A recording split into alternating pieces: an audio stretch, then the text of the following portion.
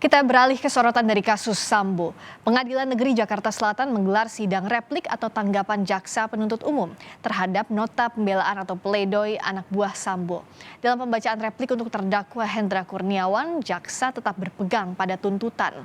Jaksa menilai Hendra terbukti bersalah melanggar Undang-Undang Transaksi Elektronik dan merusak barang bukti CCTV di TKP pembunuhan Yosua. Jaksa menilai perintah Verdi Sambo terkait pengamanan barang bukti CCTV tidak sah. Jaksa pun menolak seluruh nota pembelaan dari pihak Hendra Kurniawan. Jaksa meminta hakim agar mantan Kabiro Paminal Polri itu tetap dihukum 3 tahun penjara. Bahwa di dalam pasal 11 ayat 1 juga mengatur bahwa setiap pejabat Polri yang berkedudukan sebagai atasan dilarang a. memberikan perintah yang bertentangan dengan norma hukum, norma agama, dan norma kesusilaan.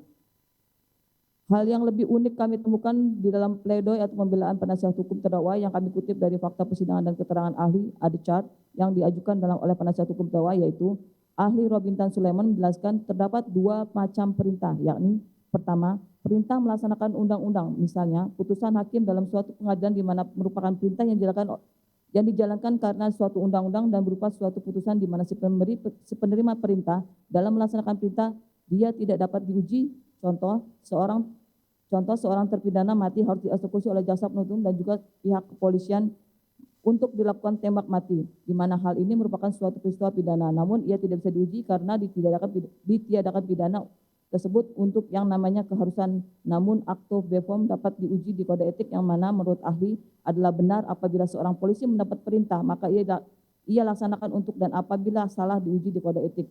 Untuk kode etik itulah nanti direkomendasikan apabila ditemukan dalam pemeriksaan tersebut ada unsur pidana dalam menjalankan perintah tersebut dianggap acto beform. Bahwa ahli jelaskan apabila seseorang yang diberikan perintah apakah memiliki kewajiban untuk mengetahui perintah yang diberikan tersebut adalah benar atau tidak, yang dalam prakteknya ahli mengetahui berdasarkan pengamatan bahwa tidak ada satupun anak buah yang berani melanggar perintah dari atasan secara langsung, yang mana artinya dalam hal ini ada konvensi sumber hukum, di mana dalam hal ini menurut ahli ini diuji di kode etik yang mana kemudian akan merekomendasikan bahwa penasihat hukum terdakwa sendiri dalam periode pembelaannya membuat kesimpulan benar apabila seorang polisi mendapat perintah maka ia laksanakan untuk, dan apabila salah diuji di kode etik.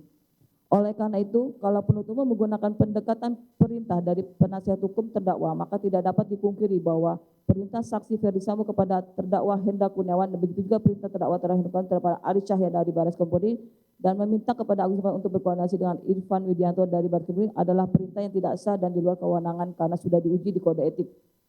Dan sudah ada keputusan etik terhadap diri terdakwa Hendra Kurniawan nomor Keput garing 99 Romawi tahun 2022 tanggal 30 September 2022. Walaupun terdakwa melakukan upaya banding terhadap putusan etik tersebut, namun setidaknya sudah ada putusan etik terkait diri terdakwa Hendra Kurniawan.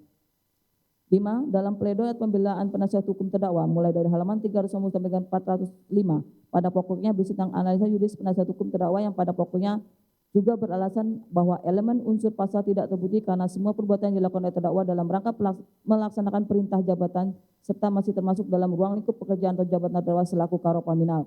Oleh karena terkait dengan bantahan alasan tersebut telah penuntut umum bahas pada bahasan nomor 4 di atas dan juga analisa yuridis oleh penuntut umum pada surat tuntutan sehingga penuntut tidak akan melanjutnya lagi.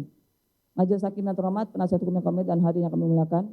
Setelah kami membaca dan mencermati alat-alat bukti dan barang bukti yang diuraikan oleh penasihat hukum terdakwa, ternyata tidak ada yang bersesuaian dengan fakta persidangan dan pada adanya kelurian penasihat hukum terdakwa dalam menilai fakta hukum atas pembuktian unsur-unsur tidak benar sebagaimana telah kami uraikan di atas. Maka menjadi dasar bagi kami meminta kepada majelis hakim untuk menolak seluruh pertimbangan-pertimbangan dalam analisa yuridis